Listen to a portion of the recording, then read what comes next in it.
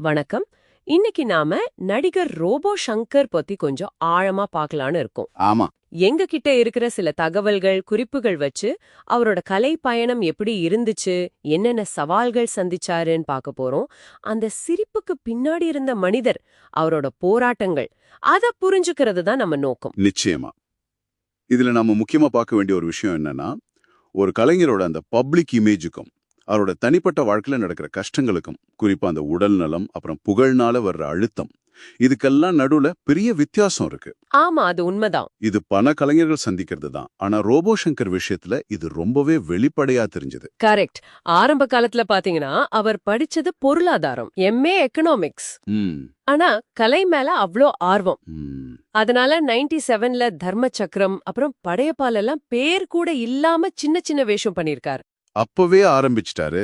ஆமா, அங்கீகாரம் கிடைக்க எவ்ளோ காலம் காத்திருந்திருக்காரு பாருங்க.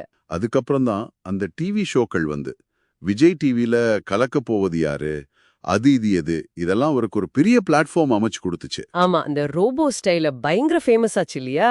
அதேதான். அந்த ஸ்டைல் தான் அவருக்கு ரோபோங்கிற பேரே கொடுத்துச்சு. அப்புறம் அதுவே அவரோட அடையாளமா மாறிடுச்சு. பின்னாடி அதே மாதிரி ஷோக்கள்ல நடுவரா உட்கார்ந்ததெல்லாம் பெரிய வளர்ச்சி. ஆமா, அவரோட வளர்ச்சி அது காட்டுச்சு. சின்ன திரை அவரை கரெக்டா மக்கள் கிட்ட கொண்டு சேர்த்துது. அந்த ரீச் தான் சினிமா கதவை தட்டுச்சுன்னு நினைக்கிறேன். நிச்சயமா. நிறைய சின்ன ரோல்ஸ் பண்ணிருந்தாலும் வாய மூடி பேசவும் படத்துல வந்த அந்த என்ன கேரக்டர் அது? மட்ட ரவி. ஆமா, மட்டரவி. அந்த கேரக்டர் தான் அவரை டக்குன்னு எல்லார் கவனத்துக்கும் கொண்டு வந்துச்சு. அதுக்கு முன்னாடி தீபாவளி, இதற்குத்தானே ஆசைப்பட்டாய் பாலகுமாரால் எல்லாம் கூட இருந்தாரு.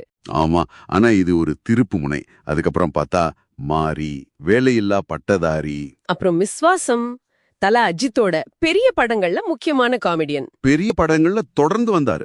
அட, அந்த த லயன் கிங் தமிழ்ல பூம்பாக்கு டப்பிங் கொடுத்தாரே, செம்ம ஹிட். அதுவும் நல்லா பண்ணியிருந்தாரு. பல கலைஞர்களோட பயணத்துல நம்ம பாக்குற மாதிரி தான் இதுவும். சின்ன சின்ன வேஷம், அப்புறம் டிவில ஒரு பிரேக், அப்புறம் சினிமால வெற்றி. ஆனா இதுக்கு பின்னாடி வருஷக்கணக்கான உழைப்பு இருக்கு. கண்டிப்பா. அந்த விடாமுயற்சி ரொம்ப முக்கியம். திறமை மட்டும் பத்தாது, சரியான நேரமும் வாய்ப்பும் அமையணுங்கிறதுக்கு இது ஒரு நல்ல உதாரணம். ஆனா அந்த வெற்றிக்கு அப்புறம் அந்த சவால்கள், அதுதான் ரொம்ப கஷ்டமா இருந்துச்சு. திடீர்னு உடல் எடை குறைஞ்சு பார்க்கவே ரொம்ப மெலிஞ்சு போயிட்டாரு. ஆமா, போட்டோஸ் எல்லாம் பார்த்தோம். அப்போ அவரே வெயிட் லாஸ் பண்றேன்னு சொல்லதான் ஞாபகம். நீங்க கேட்டிருப்பீங்க. ஆமா, அப்படி சொன்னதா செய்திகள் வந்துச்சு. ஆனா உண்மை காரணம் வேற. மஞ்சள் காமாலை முத்தி கல்லீரல பாதிச்சதுன்னு அப்புறம் தான் தெரிய வந்தது. ம், அதுக்கப்புறம் ஷூட்டிங்ல மயங்கி விழுந்தது, ஹாஸ்பிட்டல் அட்மிஷன், கடைசியில சிகிச்சை பலன் கொடுக்கலன்னு ரொம்ப அடுத்தடுத்து நடந்துருச்சு. ம். இங்கதான் அந்த ஒரு முக்கியமான விஷயம் யோசிக்க வைக்குது. அதாவது பிரபலங்கள் ஏன் அவங்க உடல்நல பத்தின உண்மைய உடனே சொல்றதுக்கு தயங்குறாங்க. ஆமா, அது ஒரு பெரிய கேள்வி. அவர் ஆரம்பத்துல சொன்னதுக்கும் பின்னாடி கல்லீரல் சிறுநீரக பிரச்சனைன்னு தீவிர சிகிச்சையில இருந்ததுக்கும் நடுவுல ஒரு மௌனம் இருக்கு பாருங்க.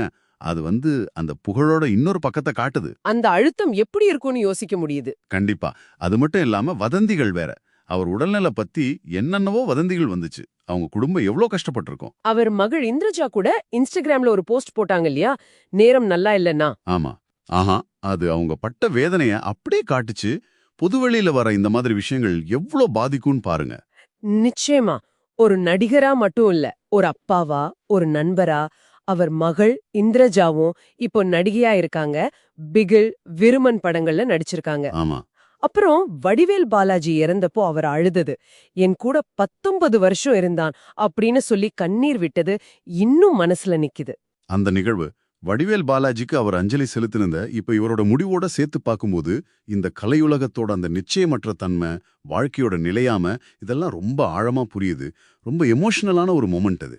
அப்போ இந்த ஆழமான பார்வை மூலமா நாம உங்களுக்காக எடுத்த சில முக்கிய விஷயங்கள் இதுதான். ஒன்னு, பேர் தெரியாத சின்ன சின்ன வேஷங்கள்ல இருந்து ஒரு நட்சத்திரமா வளர்ந்த அந்த விடாமுயற்சி பயணம். ஆமா. இன்னொன்னு, அந்த வெளிச்சத்துக்கு பின்னாடி ஒரு கலைஞர் சந்திக்கிற கடுமையான உடல்நல போராட்டங்கள், தனிப்பட்ட சவால்கள், இது ரெண்டும் முக்கியம். கரெக்ட். இறுதியா உங்களுக்காக ஒரு சின்ன சிந்தனை. இது மாதிரி பிரபலங்களோட தனிப்பட்ட துயரங்கள், அவங்க படுற கஷ்டங்கள் பத்தி நமக்கு தெரிய வரும்போது புகழ பத்தியும் மனித இயல்புகளை பத்தியும் நம்மளோட புரிதல் எப்படி மாறுது? நல்ல கேள்வி. அல்லது இந்த பொது பிம்பத்துக்கும் தனிப்பட்ட வாழ்க்கைக்கும் நடுவுல அவங்க எதிர்கொள்ற அந்த அழுத்தங்கள், அத பத்தி நீங்க என்ன நினைக்கிறீங்க? கொஞ்சம் யோசிச்சு பாருங்க.